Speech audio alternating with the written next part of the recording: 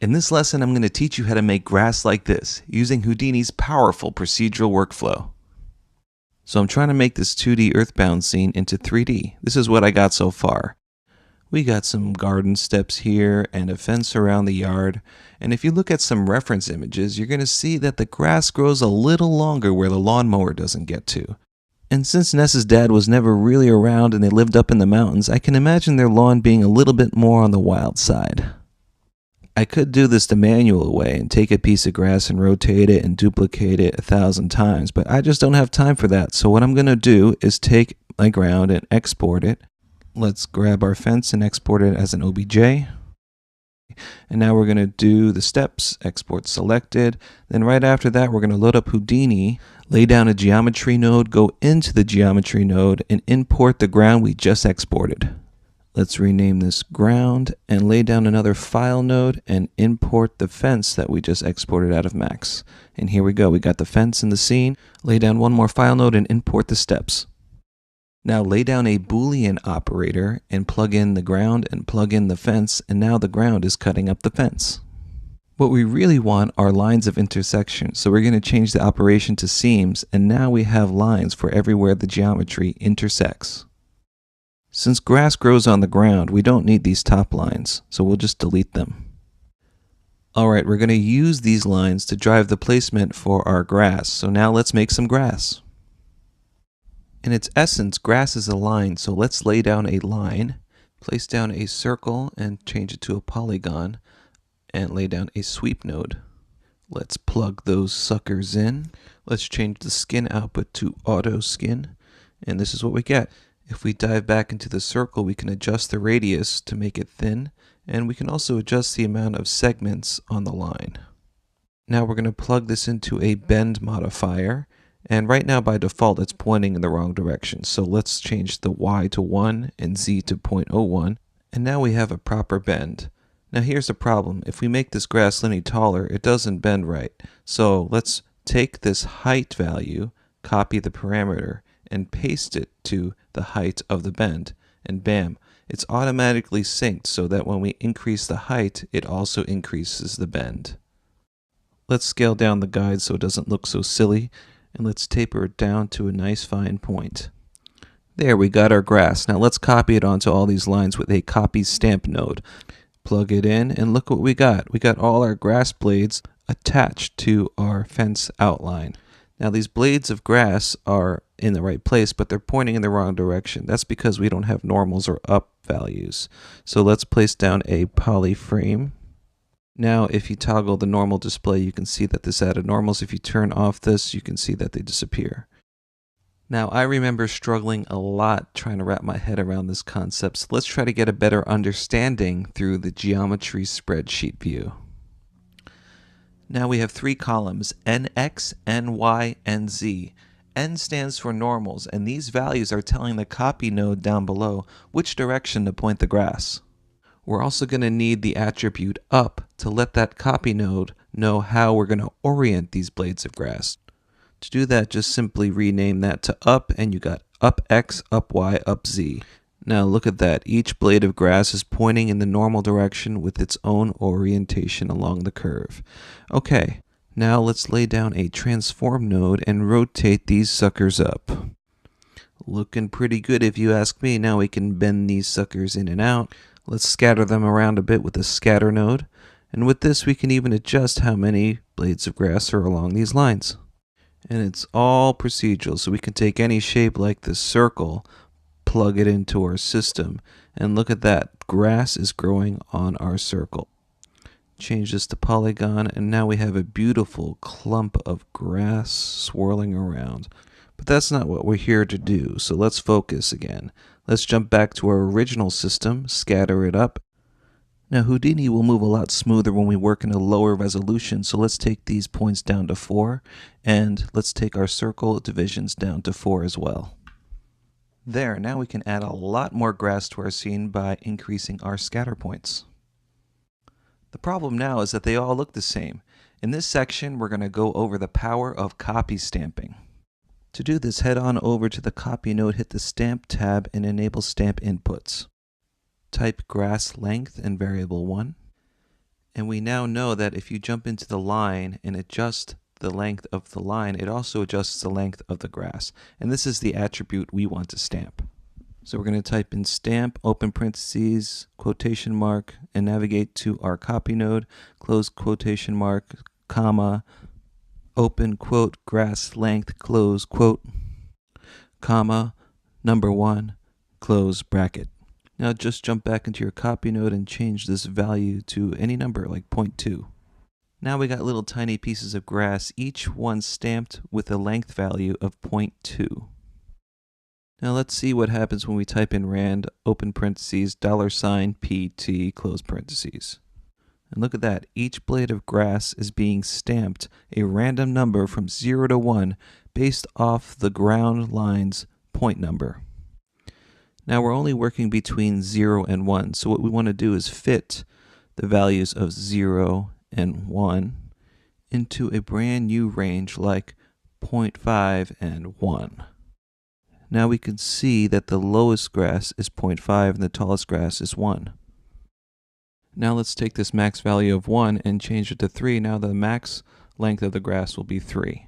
And that, my friends, is how you copy stamp in Houdini. Next, I want to make a controller that will allow me to control the min length and the max length of our grass. So to do that, let's lay down a null object and name it controller. Push this little gear button to make some custom attributes. Let's take this float value and drag it over here and name it grass max length. Again, grass max length. And now we're going to do the same for the min value. Grab a float, grass min length, and grass min length. So now we have a controller that doesn't really do anything. So let's copy this grass max length parameter, and we're just going to paste this value over our max length value in our copy stamp node. There, now we have a slider that controls the max length of our grass. Let's do the same for the min length of our grass. Copy parameter and paste it into our minimum value. And now our minimum value slider controls the minimum length of our grass. Let's make more controls. In this one, I want to take an integer value and control the amount of grass is in our scene. I'm going to name this grass count, and again, grass count. Hit accept, and I want to copy this parameter and paste it into our scatter count. And look at that. Now I have a controller that is synced with our scatter count, which inevitably increases the amount of grass in our scene. Now I also want to randomize the bend, so let's type in grass bend and type in rand $PT. Let's jump into our handy dandy controls and adjust the grass count to 1000 so we can work comfortably. And let's stamp this bend attribute in our bend node by typing stamp open parentheses, open quote, navigate to our copy node, close quote, comma, open quote, grass bend, close quote, comma, 1. Let's jump in our copy node and make sure it works by typing a random number. Yep, it works. Now let's just copy what we did for variable 1 value and paste it into variable 2. Now type whatever you want in the min or max values. I'm going to type 10 and 100, and look at that. Now we got a max bend of 100 and a min bend of 10. And since I'm a control freak, I want to make a controller for the bend. Take a float parameter and name it max bend, and take another float parameter and name it min bend. Hit accept. And now we're just going to repeat what we did last time. Copy this bend parameter and paste it into our copy stamp variable, like so. And now we can see that this controller here bends the grass nicely.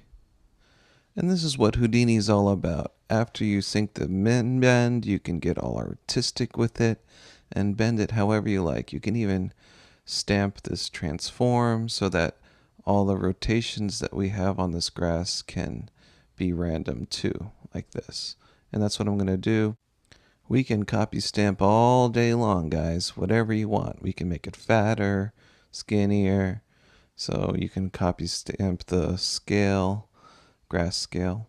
And, you know, I'm just going to repeat what I did, and I don't want to bore you if I haven't done so already. And if you made it this far, I just want to thank you for watching it this far. I really hope this helps you understand Houdini and its power. You know, it's it can drive you crazy to try to manually make all this grass. And that's what the power of Houdini is all about. Just making a few simple controls and links that you can get really artistic, and you have the power to control all these fine, fine pieces of grass. Okay, let's increase our grass count by 10,000, and now you can see we have this beautiful lush grass all along the edge of our fence, which is what we've wanted from day one. Let's adjust the scale down a little bit. I think this is looking pretty good, looking pretty sick. So what I'm going to do next is take this and export it out so that I can bring it back into 3D Studio Max, back to my original scene. So I just right click and export it as .obj, and we're going to import this grass, and you can see that it placed perfectly into our scene. All right, we're going to jump right out and make a duplicate of this node and call this grass steps. And we just made grass fence, so let's go into grass steps and just plug in our steps into this Boolean operator that we made in the beginning. And you can see that it doesn't work because we have these blast nodes. And these blast nodes were made because we deleted some points on our fence. So if you just bypass them, we get our grass on our steps. Of course, upside down, so we would have to rotate it and orient it correctly with our transform node and fine tune the beautiful grass with our beautiful controllers. And that's the power of Houdini. You just make the system, and after you make the system, you just plug in a new shape, and that shape will drive the creation of grass.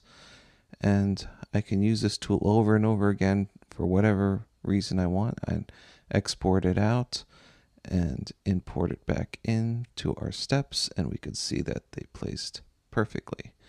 All right, and I think one last thing I'm going to do is create grass all throughout the scene. For that, I have to make very simple grass, like the kind of grass you see in Zelda with 2 points.